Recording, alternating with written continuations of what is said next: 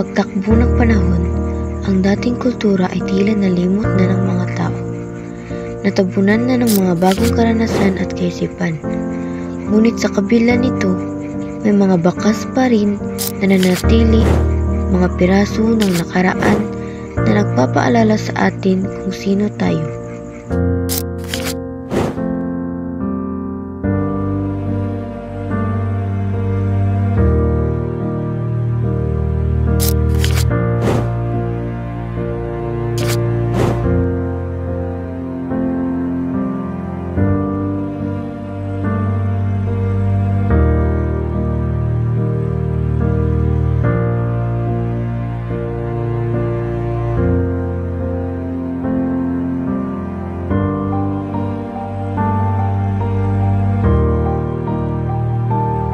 Ako si Manuel Pipito, nagpuyo sa Mantiha, Danau City.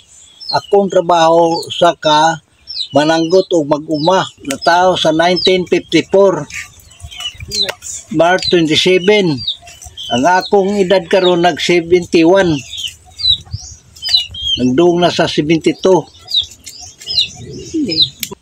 Karon kay nabiriya ang akong mata, giurungan ko ang akong sagutan, diyan lang ko sa uma, naglingkod-lingkod na lang ko dire. Ang ako na lang asawa mo hiningguna. Mga 15 katuig nananggot ko, straight niya, sahay mo, nanggot ko niya, pareha karon nga, nabriya akong mata, undang nagkuspag pananggot. Ako, ang edad ko, pagpananggot, mga 35. Niya, ito nga sa kadugay, kuhan mo na gibuhi na ko sa kong mga anak. Ulawat mo kong tagupat ka kantinir ato. Na, tag 150 ang kantinir pa sa una. Pero na.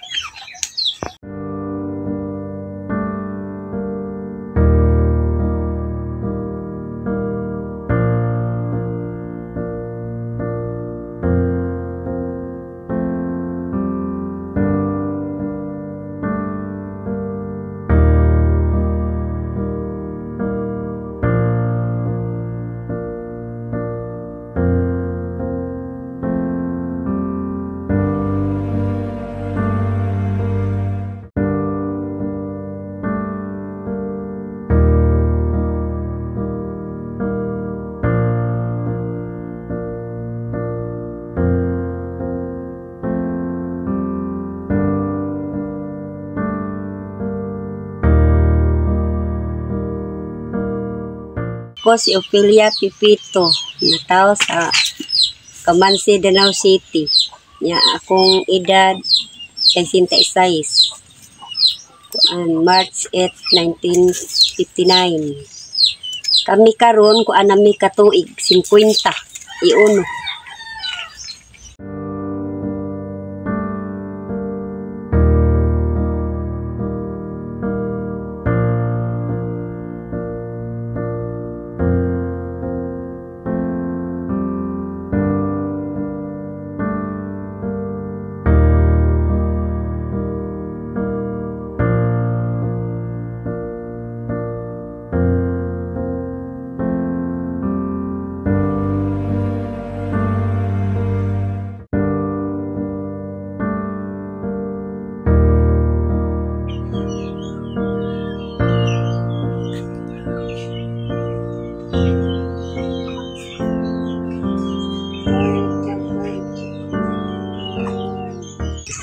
Asam sa mo nagkailan ay? Sa Danau. Danau lagi. Kuan may plaza.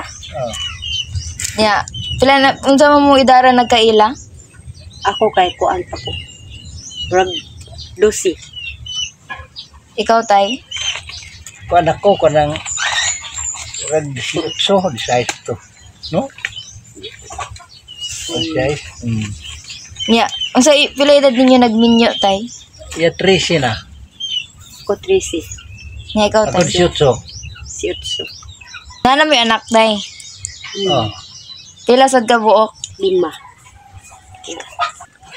Tungod sa pagpananggot tay ara nimo napahuman imong mga anak. Ang uban wala. Ang uban wata human kay mga bugo yun. Igo high school. tulo sa high school.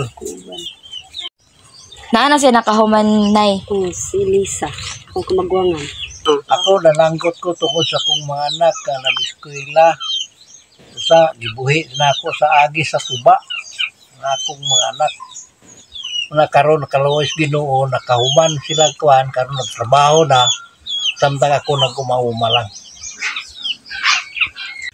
Ang pagpananggot, usagid nga di kakawan ang kwarta, borsog na eskwela. Higit mawanan ba, kanunay kada adlaw, kag kwarta gika, kada adlaw. Kwarta ka o tag 400 kada adlaw. Sa unang panahon. Kailangan mo kayo daw kada adlaw bawon. Anara pananggot.